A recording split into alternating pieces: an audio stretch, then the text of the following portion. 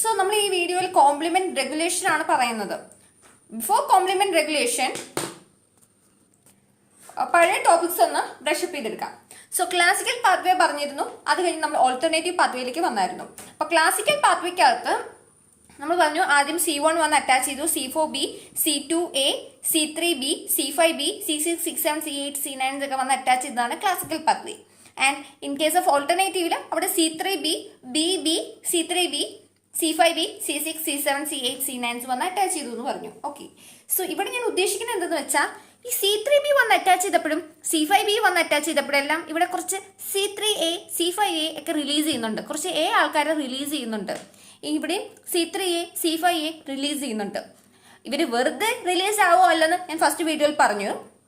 So അവർക്ക് ഒരു potential ആയിട്ടുള്ള ഒരു റോൾ ഉണ്ട്. സോ അതാണ് ആദ്യം ഞാൻ നോക്കുന്നത്, എന്താണ് അവരുടെ റോൾ, ആരാണ് C3A, C5A. ഓക്കെ, സോ നമുക്ക് വീഡിയോയിലേക്ക് കിടക്കാം. Welcome guys, welcome back to IMMU'S lecture. So അവരവിടെ നിന്ന് റിലീസ് ആവുമെങ്കിലും C3A ആൻഡ് C5A അവർ വന്ന് അറ്റാച്ച് ചെയ്യുന്നത്, അവരവിടെ നിന്ന് റിലീസ് ആവുന്ന എന്തിനാന്ന് വെച്ചാൽ ഇപ്പോൾ നമ്മുടെ ഒരു സ്ഥലത്ത് ഒരു വാറ് നടക്കുവാണ്, യുദ്ധം നടക്കുമ്പോൾ കുറച്ച് പേര് അവിടെ യുദ്ധം ചെയ്യും, കുറച്ച് പേര് അവിടെ നിന്ന് ഓടിപ്പോകും. ആ ഓടിപ്പോകുന്നവർ ആയിട്ടുള്ള C3A, C5A ഓടിപ്പോകുന്ന വെറുതെ അല്ല, അവർ കുറച്ച് ആൾക്കാരെ വിളിച്ച് ഇങ്ങോട്ട് വരുത്താനാണ് ഓടിപ്പോകുന്നത്, കുറച്ച് ഇമ്മ്യൂൺ സിസ്റ്റത്തിനെ ഇങ്ങോട്ട് കൊണ്ടുവരാനാണ് അവർ ഓടിപ്പോകുന്നത്. സോ അവരുടെ റോൾ എന്തെന്ന് നോക്കാം. C3A-യുടെയും C5A-യുടെയും receptors can be seen on mast cells. Okay, mast സെൽസുകളുടെ സർഫസിനകത്ത് നമുക്ക് C5A-യുടെയും C3A-യുടെയും റിസപ്റ്റേഴ്സിനെ കാണാനായിട്ട് പറ്റും. C3A ആൻഡ് C5A-യുടെ receptors can be seen on the surface of mast cells. So mast സെൽസിന്റെ ഡ്യൂട്ടി എന്താ, അവർ ആന്റിജൻസിനെ കണ്ടു കഴിഞ്ഞാൽ അവർ ഡീഗ്രാനുലേഷൻ നടത്തും, അവരുടെ ഹിസ്റ്റമിൻസ് അവരുടെ സാധനങ്ങളെല്ലാം അവർ പുറത്തോട്ട് ചാടിക്കും. And this can result in the inflammation. So inflammation ആണ് C3A ആൻഡ് C5A മെയിൻ ആയിട്ട് ടാർഗറ്റ് ചെയ്യുന്നത്. ആൻഡ് ഓൾസോ വാസ്കുലർ സിസ്റ്റത്തിനകത്ത് നമുക്ക് C3A, C5A റിസപ്റ്റേഴ്സ് ഉണ്ട്. സോ ഇവിടെ C3A ആൻഡ് C5A വന്ന് അറ്റാച്ച് ചെയ്ത് കഴിഞ്ഞാൽ വാസ്കുലർ കൺസ്ട്രക്ഷൻ സംഭവിക്കും. ഈ സ്ഥലത്തേക്ക് ഒരുപാട് ബ്ലഡ് ഫ്ലോ നടക്കും. ഈ ബ്ലഡ് ഫ്ലോ നടക്കുമ്പോൾ അങ്ങോട്ടേക്ക് ഒരുപാട് കോംപ്ലിമെന്റ്സ് ഓടിയെത്തും, ഒരുപാട് ആന്റിബോഡീസ് ഓടിയെത്തും, ആൻഡ് ഒരുപാട് ഇമ്മ്യൂൺ സെൽസ് ഓടിയെത്തും, like neutrophils, mast cells, macrophages, അങ്ങനെ ഒരുപാട് സെൽസുകൾ ഇങ്ങോട്ട് ഓടിയെത്താൻ തുടങ്ങും. I think you got it what I say. So mast cells ആവട്ടെ, അതുപോലെ നമ്മുടെ എൻഡോത്തീലിയൻ സെൽസ് ആവട്ടെ, ഇതിലെല്ലാം തന്നെ C3A, C5A റിസപ്റ്റേഴ്സ് ഉണ്ട്. അപ്പോൾ അവർ ഓടിപ്പോയിരിക്കുന്നത് ഈ സർഫസുകളിലേക്കായിരിക്കും and result in the inflammation. Okay, and also അവര് ന്യൂട്രോഫിൽസിന്റെ സർഫസിനകത്ത് കാണാൻ പറ്റും, ന്യൂട്രോഫിൽസ്. സോ ന്യൂട്രോഫിൽസിന്റെ സർഫസിനകത്ത് C5A റിസപ്റ്റേഴ്സ് ആണ് ഉള്ളത്, not C3A, C5A in neutrophils. Okay, അപ്പൊ ന്യൂട്രോഫിൽസുകളിൽ C5A റിസപ്റ്റേഴ്സ് ഉണ്ട് ആൻഡ് C5A വന്ന് ഇവിടെ വന്ന് അറ്റാച്ച്ഡ് ആകും. ആൻഡ് സെയിം ഹിസ്റ്റമിൻസ് പോലത്തുള്ള ഐറ്റംസ് ഒക്കെ റിലീസ് ചെയ്യും ആൻഡ് കംപ്ലീറ്റ് ഫാഗോസൈറ്റോസിസ് അല്ലെങ്കിൽ complete destruction of the antigens അവിടെ പോസിബിൾ ആകും. So main C3A and C5A target ചെയ്യുന്നത് ഇൻഫ്ലമേഷൻസിനകത്താണ്. സോ അവർ ഹിസ്റ്റമിൻ പോലത്തുള്ള ഗ്രാനുൾസ് മാത്രമല്ല അവർ റിലീസ് ചെയ്യുന്നത്, they also release some cytokines, some chemokines, cytokines ഒക്കെ അവർ റിലീസ് ചെയ്യും, such as interleukin 6, TNF alpha.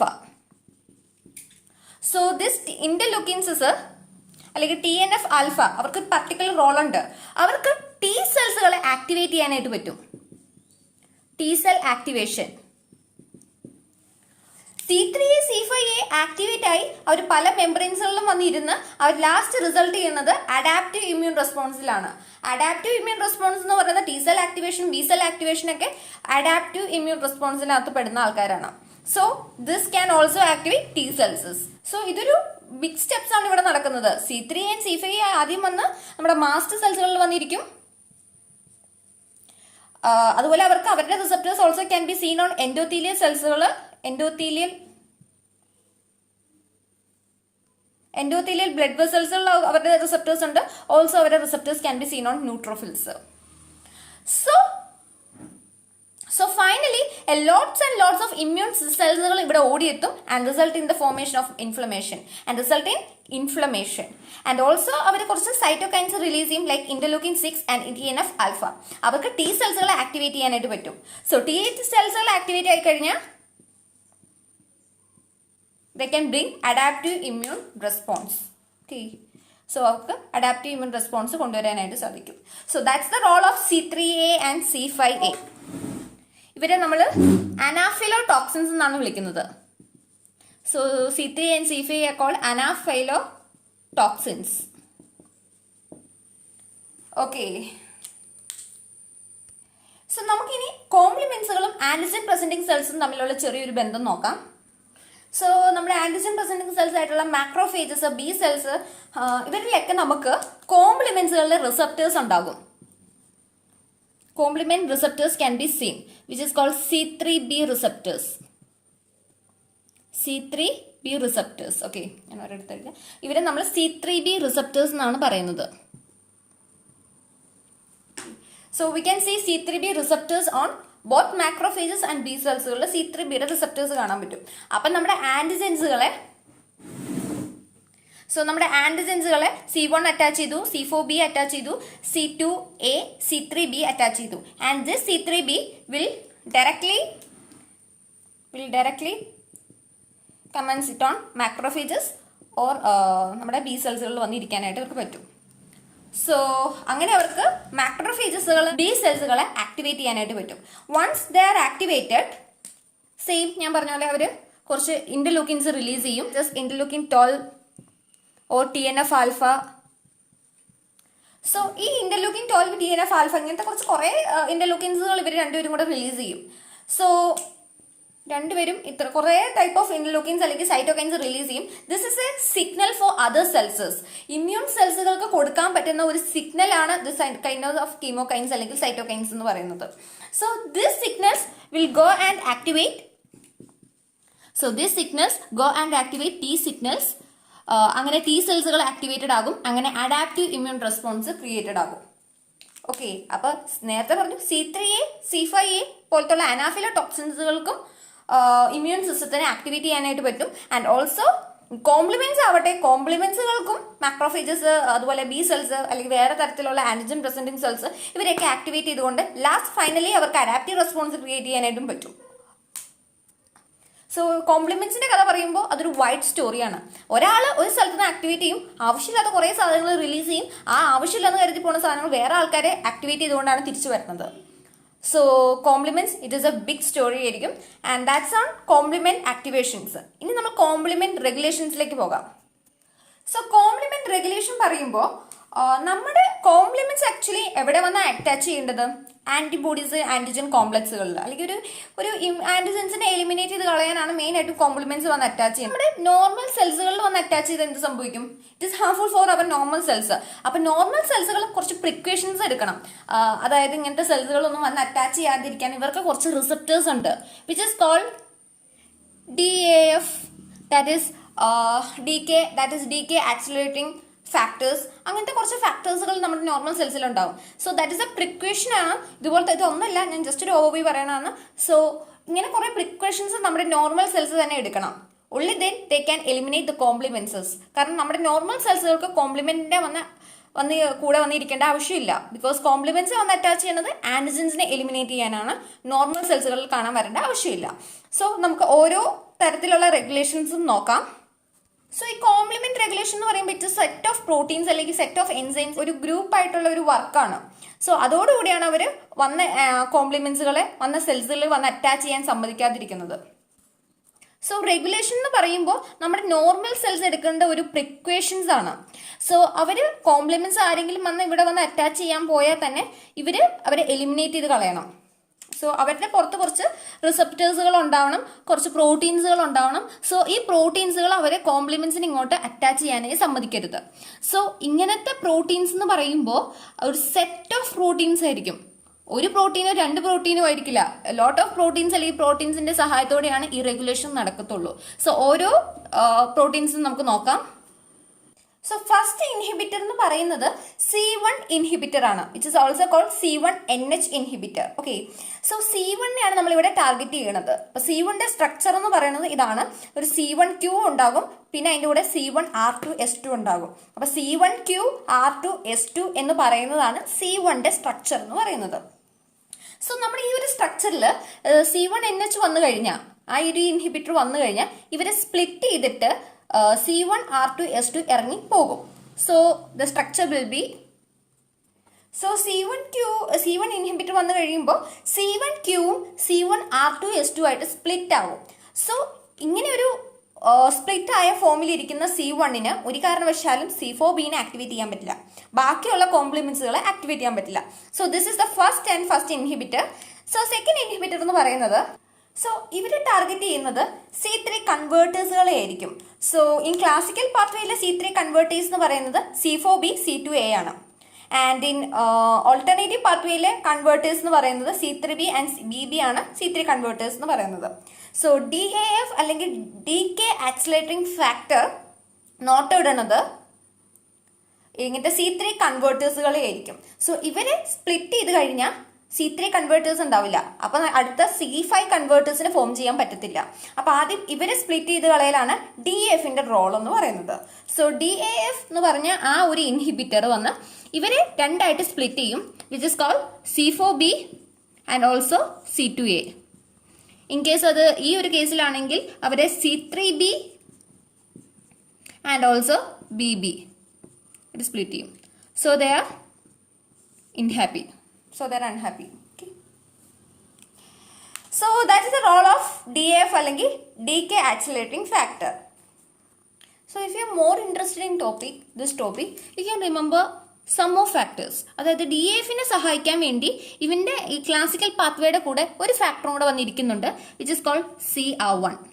Also ഇവിടെ C4B ഉണ്ട്. അപ്പൊ C4B എവിടെ ഉണ്ടെങ്കിലും അവിടെ വേറെ ഒരു ഇൻഹിബിറ്റർ ഉണ്ടാവും, that is called C4B binding protein. C4B binding protein. So ഈ C4B ഉള്ളിടത്തൊക്കെ നമുക്ക് C4B ബൈൻഡിങ് പ്രോട്ടീൻ എന്ന് പറഞ്ഞ ഒരു ഇൻഹിബിറ്ററിനെ കാണാൻ പറ്റും. ഓക്കെ, പക്ഷെ ഇവിടെ C4B ഇല്ല, അതുകൊണ്ട് തന്നെ ഇവിടെ C4B ബൈൻഡിങ് പ്രോട്ടീൻ ഉണ്ടാവില്ല. അപ്പൊ ഇവിടെ DAF, അപ്പൊ ഇവർ രണ്ടുപേരും ചേർന്ന് ഇവിടെ DAFനെ ഹെൽപ്പ് ചെയ്യും. ആൻഡ് ഇവിടെ DAFനെ ഹെൽപ്പ് ചെയ്യാനായിട്ടുള്ള രണ്ട് ഫാക്ടേഴ്സ് ആണ് CR1 and factor number H.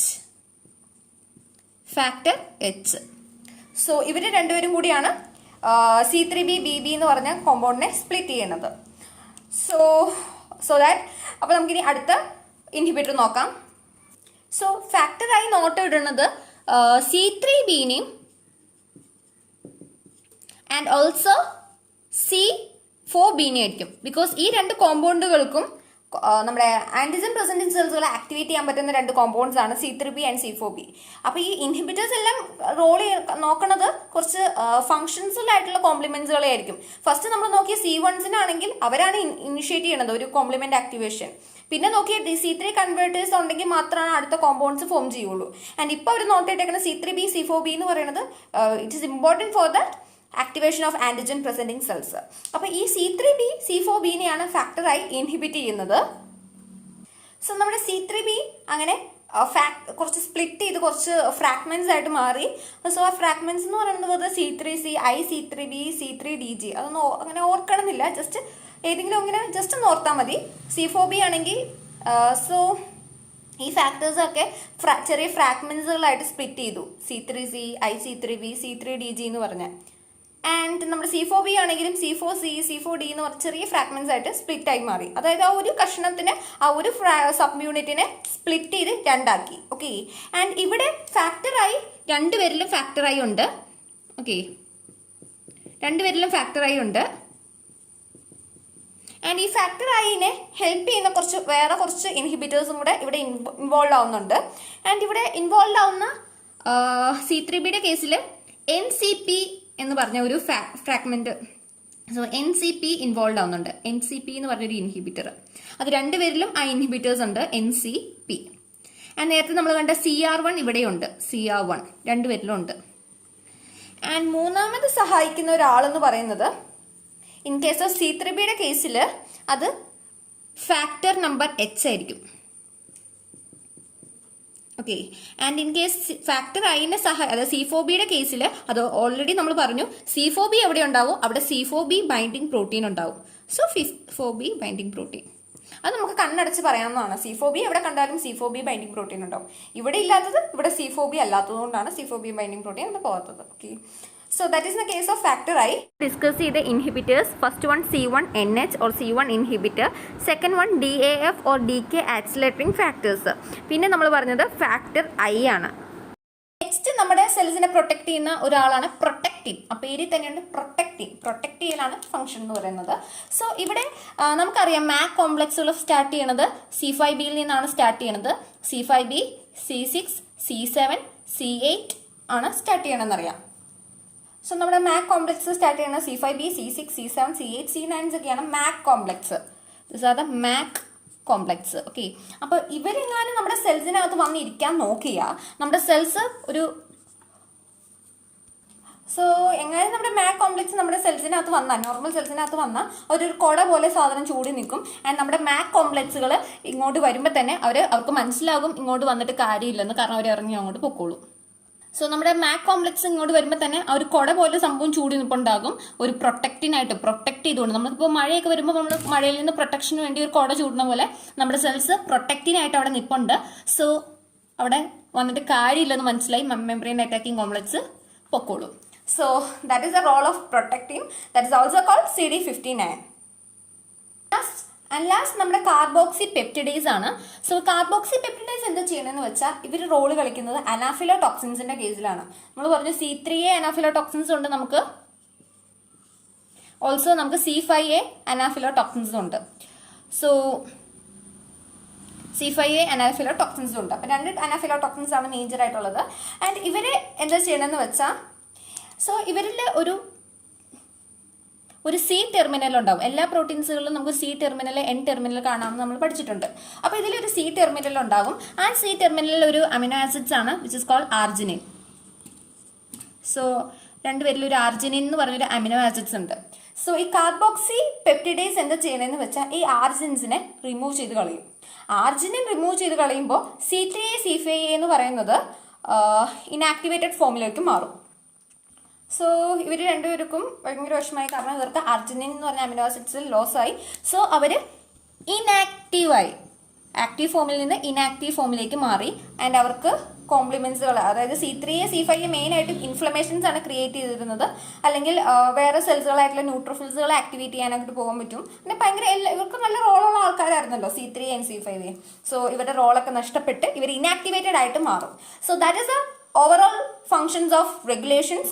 Complement regulation very important ആണ്. ബിക്കോസ് നമ്മുടെ കോംപ്ലിമെന്റ്സുകൾ ഉണ്ടെന്ന് പറഞ്ഞിട്ട് നമുക്ക് കാര്യമില്ല. നമ്മുടെ നോർമൽ സെൽസുകൾക്ക് അതൊരു പ്രൊട്ടക്ഷൻ കൊടുക്കണം. നോർമൽ കോംപ്ലിമെന്റ്സിൽ നിന്ന് നമ്മുടെ നോർമൽ സെൽസ് പ്രൊട്ടക്റ്റഡ് ആവണം. So that is the function, അല്ലെങ്കിൽ that is the thought of the regulators. അതാണ് നമ്മുടെ റെഗുലേറ്റേഴ്സുകളുടെ